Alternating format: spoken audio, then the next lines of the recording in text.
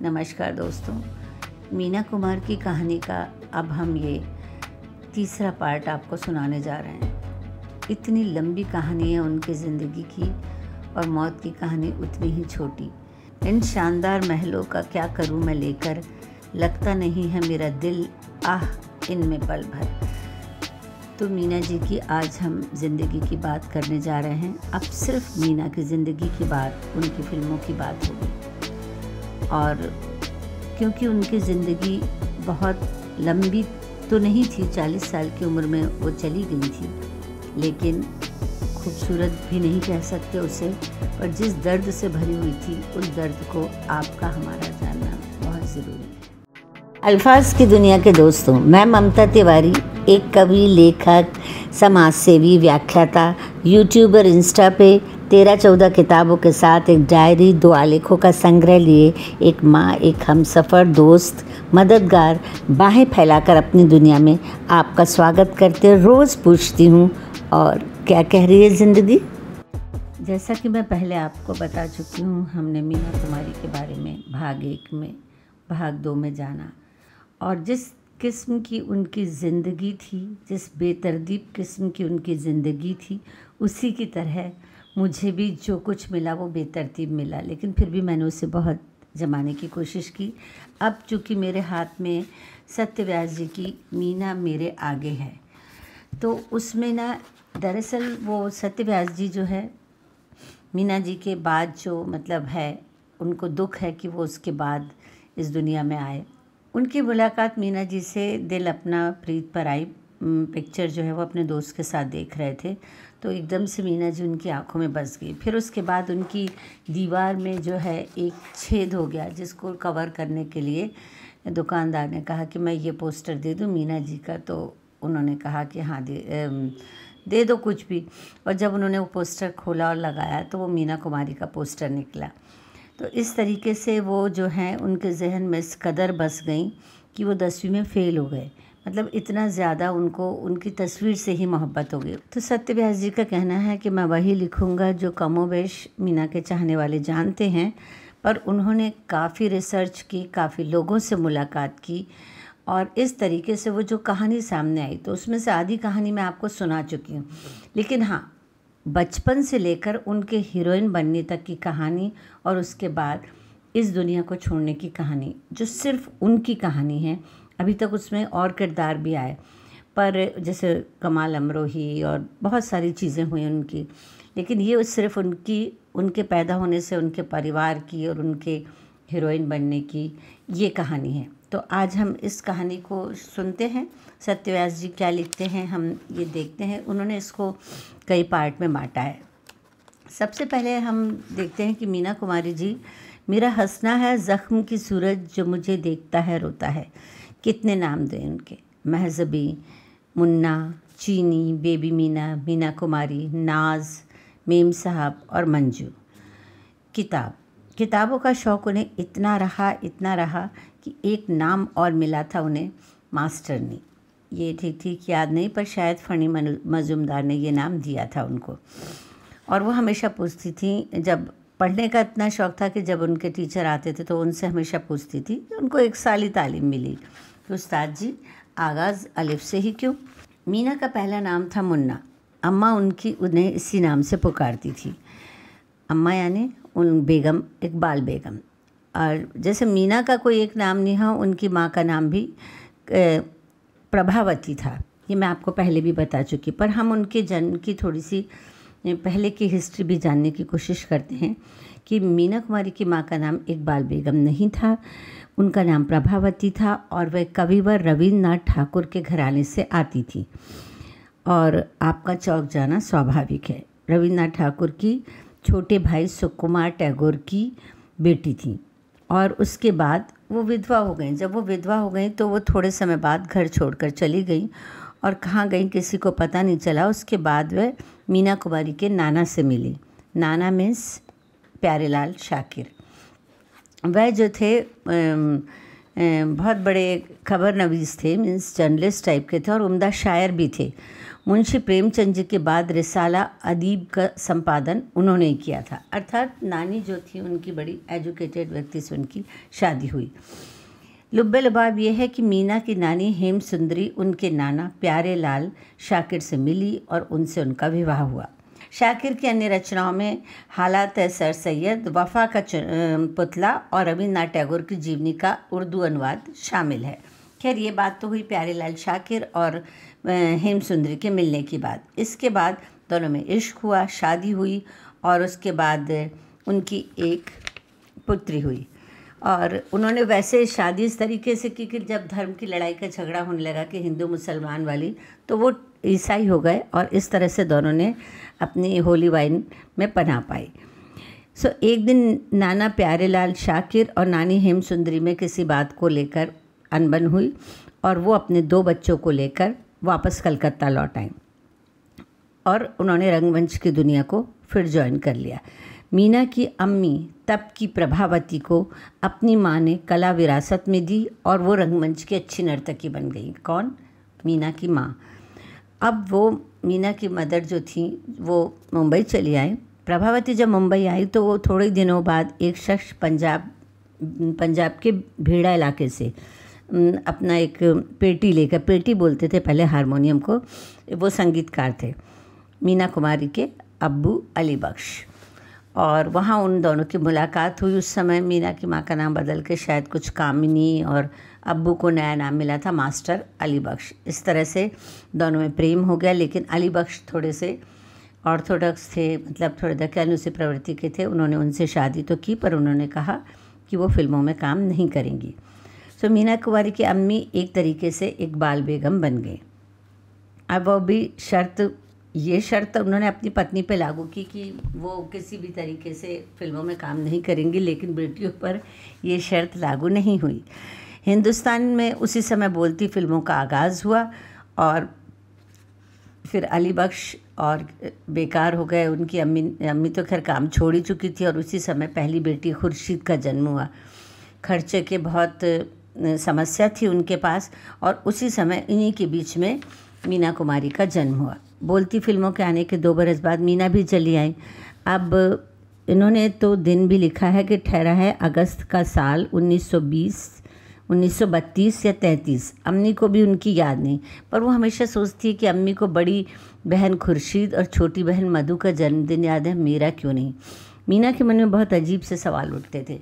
एक अजीब सी बात जो है मीना के जीवन में, बहुत अजीब सी ये बात हुई कि आप सुनेंगे तो आपको भी लगेगा कि दर्द कहाँ से उनके जीवन में आया। सबसे पहले अली बख्श ने इतना खर्चा किया था उनके डिलीवरी के समय कि अली बख्श को मीना के पैदा होने से थोड़ी चिढ़ हो गई। एक दिन मासूम सी बच्ची जो है बहुत छोटी सी थी और ऊपर से उनकी एक सौतेली बेटी भी थी शमा, उसकी जिम्मेदारी भी उन पे थी। एक दिन वो रात को भीगे हुए जब घर आए तो उनकी पत्नी सो रही थी, तो उनके बगल में बच्ची लेटी हुई थी। उन्होंने धीरे से बच्ची को उठाया और उसको लेकर बाहर निकल गए और यतीम खाने की सीढ़ियों पर छोड़ दिया। जिन सरसों के फूलों को अग्नि छूले वो सरसों के फूल भला कैसे फूले। तो इस तरह से वहाँ छोड़ के जब वो आ गए और उन्होंने ये भी नहीं देखा कि वहाँ चींटियों की एक बाम्बी है जिसमें से चींटियाँ निकल कर उस बच्ची पर चिपकना शुरू हो गई। उनकी अम्मी को किसी तरीके से इस बात का पता चल गया और उन्होंने इतना रोना धोना मचाया कि आखिर उनको वापस लेके मीना को आना पड़ा। और जब बाद में बताया गया कि जब वो सीढ़ियों पर लेने को झुके तो उनके ऊपर बहुत सारी चींटियाँ चिपकी हुई थी। तो मीना ने पूछा कि अम्मी लेकिन उसके बाद तो दूसरी बहन भी आई, मधु आई, भाई तो नहीं आया ना? भाई का इंतज़ार कर रहे थे, मतलब वो बेटे का। फिर अब्बा ने यतीम खाने की सीढ़ियों के लिए मुझे ही क्यों चुना? फिर वही सवाल।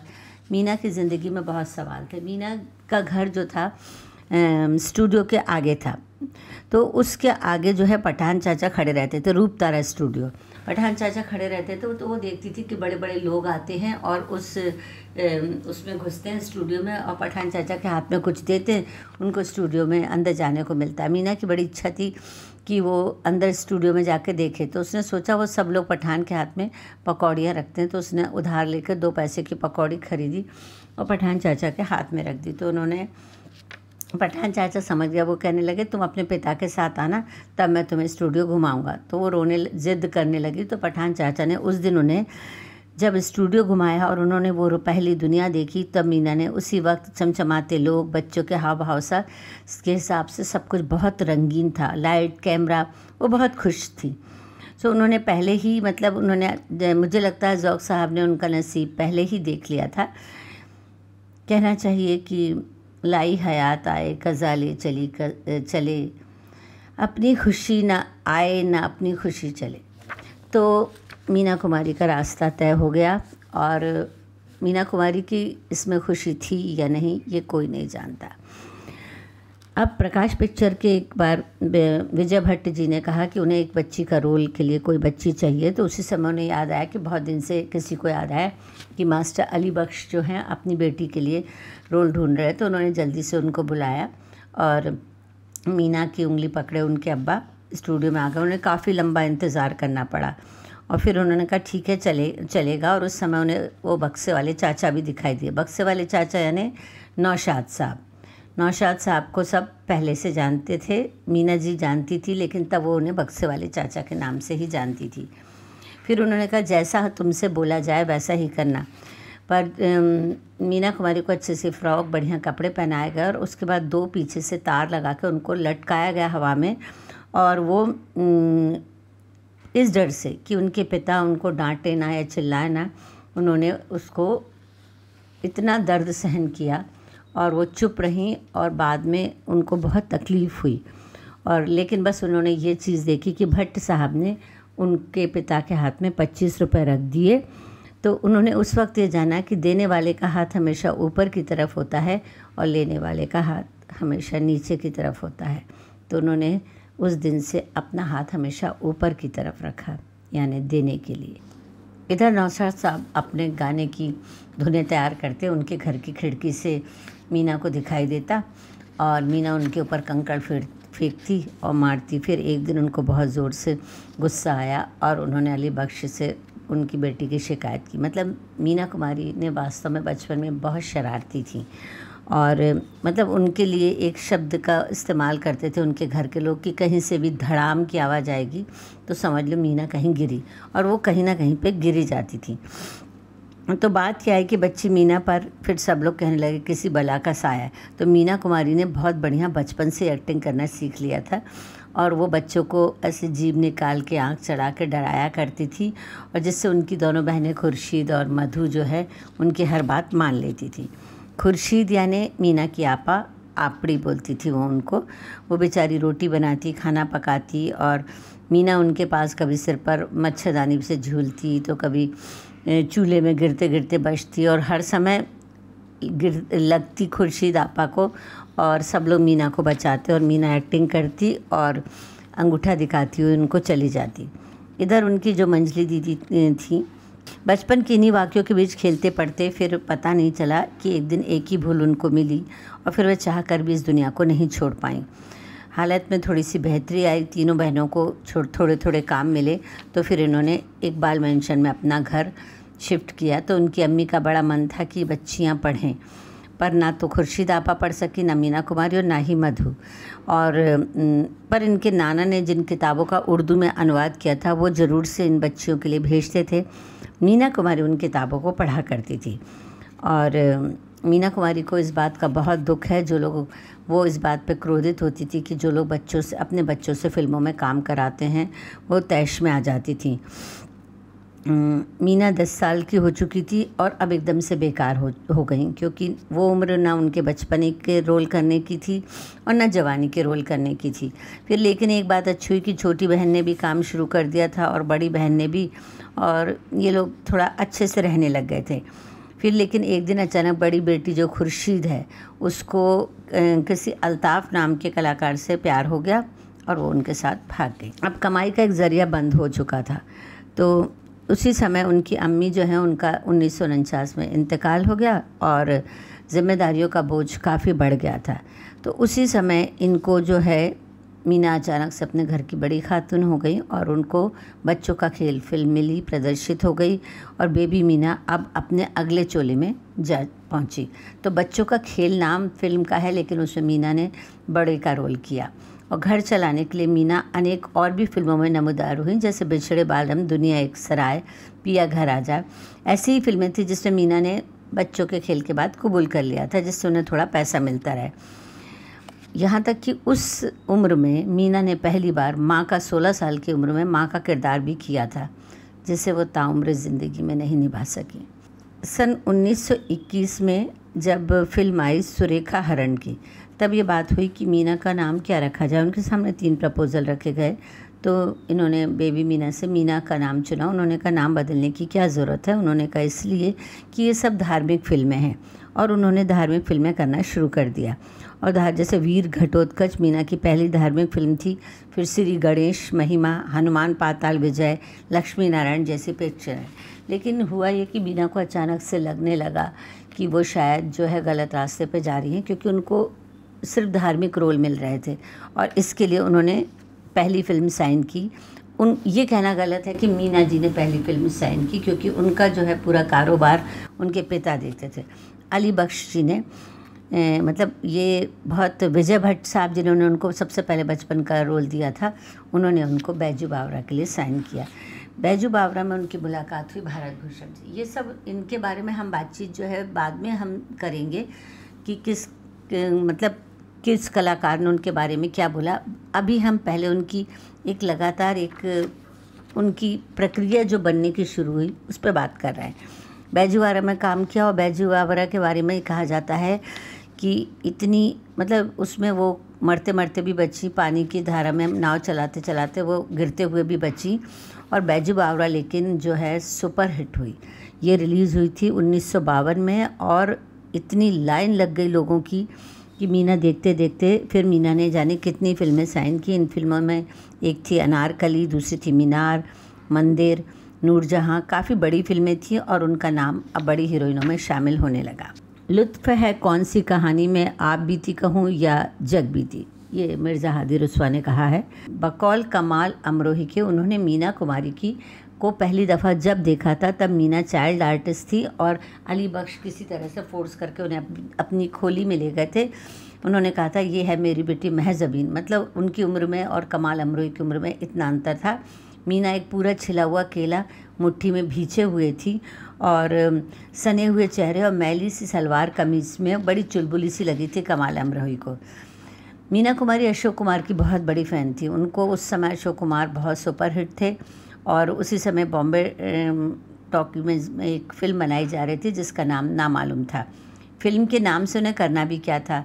उसमें उनकी छोटी बहन जो है माधुरी काम कर रही थी, और अशोक कुमार उसमें काम कर रहे थे। तो उनसे कहा गया कि आप जो है उनसे कहा गया कि उनके पिता ने कहा तुम मत जाना, लेकिन वो उसकी शूटिंग देखने सिर्फ इसलिए जाती थी कि उसमें अशोक कुमार थे। फिर बाद में उन्होंने अशोक कुमार से उनको मिलवाया, तो अशोक कुमार ने हंसते हुए उनसे पूछा मेरे साथ काम करोगी। तो मीना कुमारी ने बड़े कॉन्फिडेंस से कहा कि हाँ मैं करूँगी। तो उन्होंने कहा ठीक है, तुम बड़ी हो जाओ, फिर मैं तुम्हारे साथ काम करूँगा। और सच बात तो ये है कि ये बात सच साबित हुई।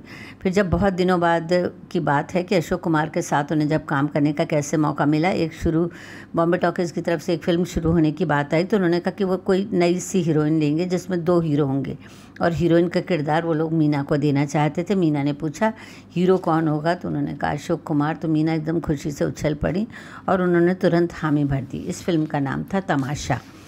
पर उस फिल्म में एक भी, क्योंकि 2 हीरो थे, तो एक भी सीन उनका अशोक कुमार के साथ नहीं था। तो दोस्तों ये तो आगाज़ था जिसने रुला दिया तुझे, संभाल खुद को, अभी दास्तान बाकी है। तो अगले पार्ट के लिए आप इंतज़ार करें। शुक्रिया।